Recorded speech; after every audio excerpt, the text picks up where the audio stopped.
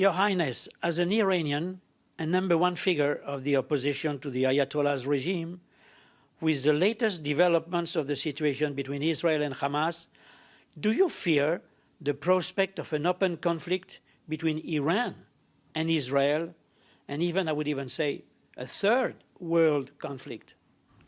Well, given the circumstances, I'm not surprised that all of us should be quite concerned, particularly me as an Iranian, thinking of how this could have implication against my country. However, there is a solution to this conflict, and the best solution is to eliminate the real threat, which is the nature of the regime, in favor of a population that, contrary to the regime, does not want war, but seeks peace and good relationship with our neighborhood. Do you think the Westerners have been gullible to the point of thinking they could engage with a terrorist regime which seeks the destruction of Israel? In short, yes. Well, two things. First of all, an expectation of behavior change was flawed from the beginning. And second, appeasement has never worked. As a result, the regime has shown being more emboldened to continue more repression at home and more aggression abroad.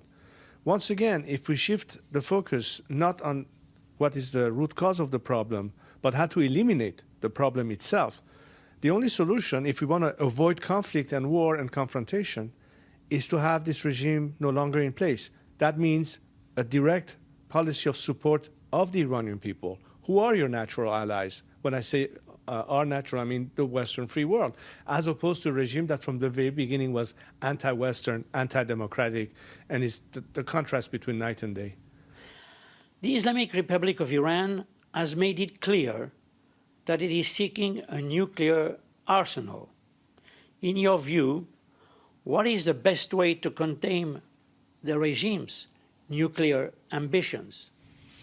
Well, I think the ultimate solution is to eliminate the finger on the trigger, which is the nature of the regime.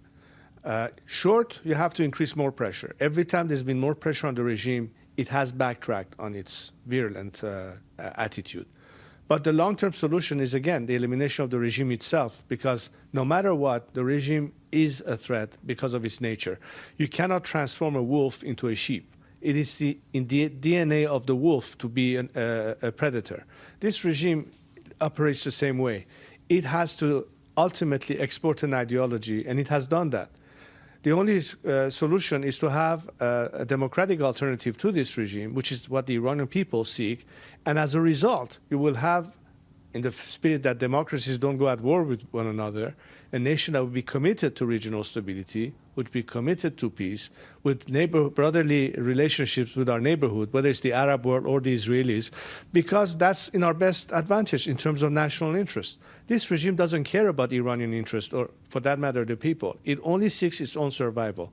With that rationale, it will use any means at its disposal to succeed, including nuclear weapons, if it had to. That's why we have to eliminate the problem by eliminating the regime. You're not going to do that through negotiation with it, or through appeasement, or through an expectation of behavior change. In your view, Your Highness, what is the Islamic Republic's role in regional instability, and how does it affect prospects for normalization between Israel and its neighbors? Well, I mean, the policy of the Khamenei has been neither war nor peace, meaning maintaining the ring of fire, which is really supporting his proxies, arming them, training them, financing them. As a result, you see October 7th and Hamas attack against Israel, or what the Houthis are doing in the region. This is all correlated. The contrast to that would be a nation that seeks stability. You know, I mentioned the fact that if we had a successful story until the regime sabotaged it with the Abraham Accords, add to it the Cyrus Accord, which includes Iran in that package, where all the neighborhood will work together in friendship and cooperation. That's the best way out of this quagmire.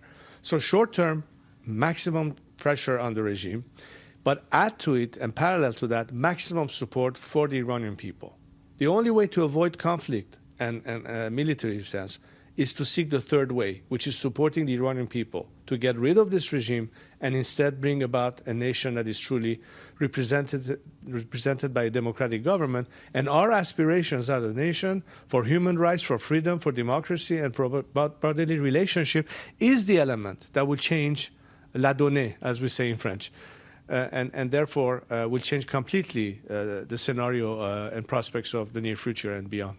A number of polls, Your Highness, place you by a wide margin as the most favored political personality inside and outside Iran.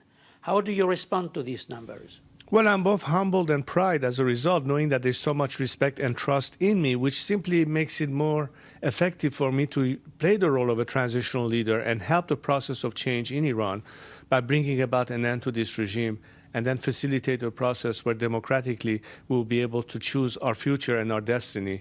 And that's the role I intend to play, and I've always said that I will do that, and therefore it appears that now there's even more impetus and more moral obligation on me to perform that role. So when can we expect Reza Pahlavi in Tehran? As soon as our country is liberated. I'd like to be among my fellow compatriots and be able to start rebuilding our country and help it come back to the fold of the free and modern progressive world.